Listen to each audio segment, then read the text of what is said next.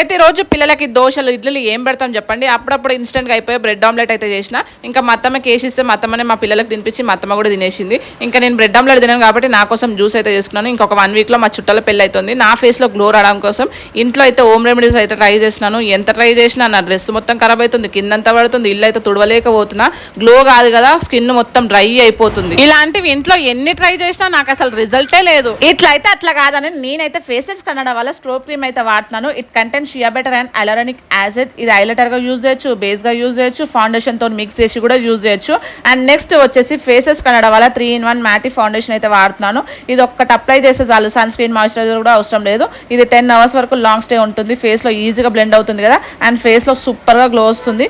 And next వచ్చేసి faces Canada వల్ల coffee matte wow liquid lipstick అయితే వాడుతున్నాను.